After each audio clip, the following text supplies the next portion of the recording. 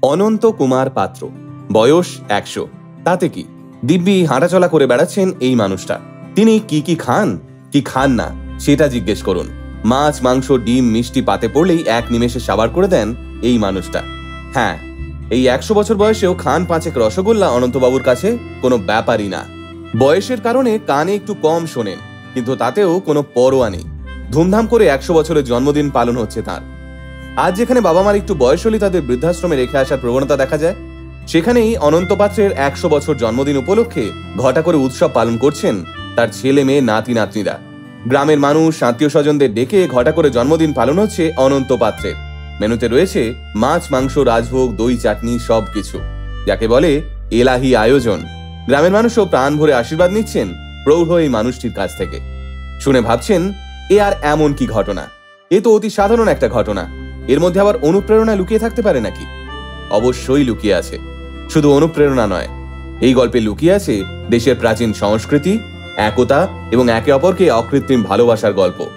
অনন্ত কুমার পাত্রের জন্ম ২৫শে জুন ১৯২৪, আজ থেকে ১০০ বছর আগে। বর্তমানে তিনি পূর্ব মেদিনীপুর জেলার কাঁথির বাসিন্দা। আজকে যেখানে বেশিরভাগ সংসারে মাত্র ৩ জন মানুষের বাস, সেখানে অনন্তবাবুর বাড়িতে প্রত্যেকদিন ১৪ জন মানুষের হাঁড়ি চড়ে। অনন্ত কুমার পাত্রর ৪ ছেলে এবং ৩ মেয়ে।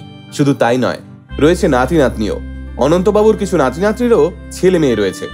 মেয়ে এবং নাতি নাতনিরা বাড়িতে এলে তখন আর সংসারটা ১৪ জন থাকে না, তখন সংখ্যাটা প্রায় ৩০ ছুঁয়ে যায়।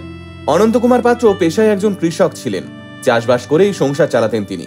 আর অবসর সময়ে হরি নাম কীর্তন করে দিন কাটাতেন অনন্ত কুমার পাত্র। বয়সের প্রভাবে একটাও দাঁত নেই অনন্ত কুমার পাত্রর, তাই কথা বলতে পারেন না ঠিক করে। সাধারণ কিছু শারীরিক সমস্যা আছে বটে, কিন্তু তা নিয়ে তেমন একটা চিন্তিত নন বাড়ির লোকজন। অনন্ত কুমার পাত্রর এক ছেলে আনন্দ পাত্রর মুখের হাসি দেখার মতো। তিনি বলেন, আমরা সৌভাগ্যবান যে বাবার ১০০ বছরের জন্মদিন আয়োজন করতে পেরেছি। অনন্তবাবুর এক নাতনির বয়স প্রায় ৪০ বছর। স্মৃতি রোমন্থন করতে গিয়ে তার চোখে আনন্দ অশ্রু।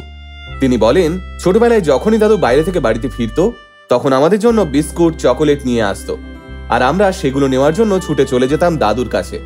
এক গ্রাম বাংলার অতি সাধারণ ছবি, যা কালের নিয়মে হারিয়ে গেছে। এখনকার সংসারে দাদু দিদা কিংবা ঠাকুমা ঠাকুরদার উপস্থিতি নজরে পড়ে না। সংসারের বহু বয়স্ক মানুষের ঠিকানা এখন বৃদ্ধাশ্রম। সেখানেই অনন্ত কুমার পাত্র নাতনি বলছেন, আমরা চাই দাদু আরো কিছু বছর বাঁচুন। আর অনন্ত কুমার পাত্র এখনো সুস্থ এবং সবল কেন জানেন? এর কারণ হলো আনন্দ।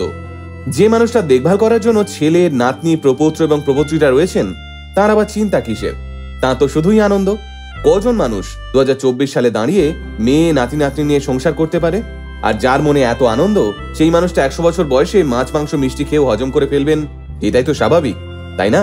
গোটা আলটিমেট মিডিয়া কুর্নিশ জানায় অনন্ত কুমার পাত্রর পরিবারকে, যারা আজকের দিনে দাঁড়িয়েও পরিবারের একজন মহিরোহকে আগলে রেখেছে।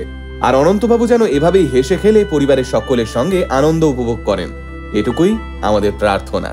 পজিটিভিটির একমাত্র বাংলা অ্যানিকডোট, আলটিমেট মোটিভেশন। বাংলায় মোটিভেশন, বাঙালির মোটিভেশন।